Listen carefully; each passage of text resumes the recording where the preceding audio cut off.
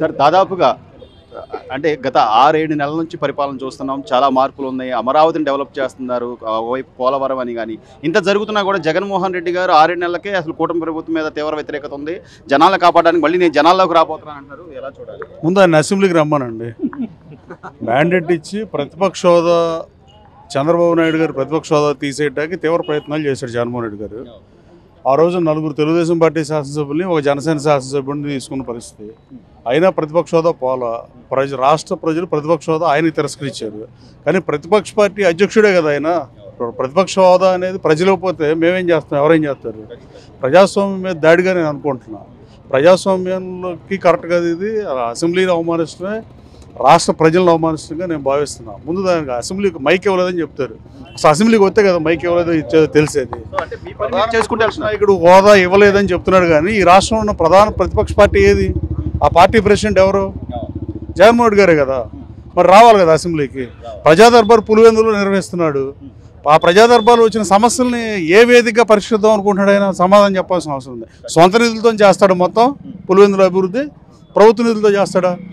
ప్రభుత్వ నిధులతో చేసే లెక్క అయితే దానికి వేదిక ప్రజా సమస్య పరిష్కారానికి వేదిక అసెంబ్లీనే కదా, ఇంకేం లేదు కదా మన దగ్గర. మరి శాసనమండలికి ఎందుకు వెళ్తున్నారు? రాజ్యసభకి ఎందుకు వెళ్తున్నారు? లోక్సభకి ఎందుకు వెళ్తున్నారు? అక్కడ ప్రధాన ప్రతిపక్ష హోదా ఉందని వెళ్తున్నారు వీళ్ళు. ఇది రాష్ట్ర ప్రజలు ముమ్మాటికి అవమానిస్తమే. రాష్ట్ర ప్రజలు జగన్మోహన్ రెడ్డి గారి ప్రతిపక్ష హోదా తిరస్కరిస్తే ప్రజల మీద పగబట్టినట్టుగా అసెంబ్లీ వేదికగా పనిచేయకపోవడం బాధాకరం. అట్లాగే వైసీపీ నుంచి కొత్తగా ఎన్నికైన శాసనసభ్యులు కూడా మనోవేదన చెందుతున్నారని నేను భావిస్తున్నాను. అసలు అసెంబ్లీలో ప్రమాణ స్వీకారం చేస్తుంది తప్ప ఈ 5 ఏళ్లలో అసెంబ్లీకి వెళ్ళమనే పరిస్థితి వాళ్ళు కూడా ఉన్నారు. అసలు ఆడ పార్టీ ఎమ్మెల్యేలు మనోగతం తెలుసుకుంటే బెటర్గా నేను భావిస్తున్నాను. సో ఈరోజు నియోజకవర్గాల్లో ఎవరికి వాళ్ళు డెవలప్మెంట్ గురించి గ్రామ స్థాయిలో కూడా నిధులు తీసుకొచ్చుకొని రోడ్లు వేసుకుంటూ అంటే ఎవరికి వాళ్ళు అభివృద్ధి మీద కాన్సన్ట్రేట్ చేస్తే సజ్జల రామకృష్ణారెడ్డి లాంటి వాళ్ళు లేకపోతే అక్కడ ఉన్న వైసీపీ నాయకులు బెదిరిస్తున్నారు సార్. ఈ రోజున మళ్ళీ 3 ఏళ్ల తర్వాత మేమే వస్తాం, అప్పుడు అంత తేలుస్తాం, లేకపోతే జైలు వేస్తాం. ఈ ధోరణి ఎలా చూడాలి అసలు? ఇవాళ నిజం, రేపు అనేది ఎవరికి తెలుసు ఎలా ఉంటుందో. అంటే ఫ్యూచర్లో మేము వస్తామంటే ఇప్పుడు మీకు రాష్ట్రంలో ఒకసారి 67 సీట్లు ఇచ్చి ప్రతిపక్ష హోదా ఇచ్చారు. ఆ రోజు శాసనసభకు వచ్చారు 151 మంది శాసనసభ్యులు. అంతకుముందు ఎప్పుడు లేని రీతిలో 151 మంది శాసనసభ్యులు ఇచ్చారు. ఆ రోజున అసెంబ్లీకి వచ్చిన పరిస్థితి, సభానాయకుడిగా సభను నడిపించావు. ప్రధాన ప్రతిపక్ష హోదా చంద్రబాబు నాయుడుకి తీసేద్దాం, చంద్రబాబు నాయుడు గారి హోదా తీయడం కోసం తీవ్ర ప్రయత్నాలు చేసి వైఫల్యం చెందిన పరిస్థితి.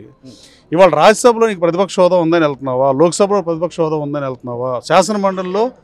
శాసన మండలికి ఎందుకు వెళ్తున్నారు?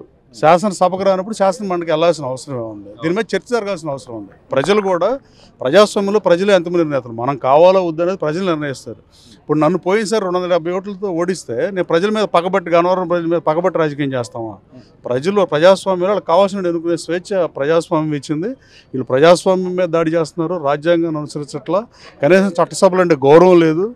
ఇలాంటి వాళ్ళు ఇప్పుడు ముందు నేను అడిగిన దానికి సమాధానం చెప్పాలి. ఇప్పుడు 3 ఏళ్ల తర్వాత ఏం చేస్తారని కదా, ఇప్పుడు ఏం చేస్తారు? ప్రజా దర్బార్ పులివెందుల్లో పెట్టి వచ్చిన సమస్యలను పరిష్కరిస్తారా? సొంత నిధులతో పరిష్కరిస్తారా? ప్రభుత్వ డబ్బులతో పరిష్కరిస్తారా? ప్రభుత్వ డబ్బులతో పరిష్కరిస్తారంటే దానికి శాసనసభ వేదిక లేకపోతే కాదా అని నేను సుస్పష్టంగా అడగదలుచుకున్నాను. చివరిగా గన్నవరం నియోజకవర్గ ప్రజలతో పాటు రాష్ట్ర వ్యాప్తంగా అందరు ప్రజల మనసులో ఉన్న ఒకే ఒక ప్రశ్న, వల్లభనేని వంశీ గారు ఎక్కడ ఉన్నారు అనేది. ఏంటి మీ ప్రత్యేక? అది మీరు ఎవరిని అడగాలి? ఆ పార్టీ వాళ్ళని అడగాలి. టికెట్ ఇచ్చిన జగన్మోహన్ రెడ్డిని అడగాల.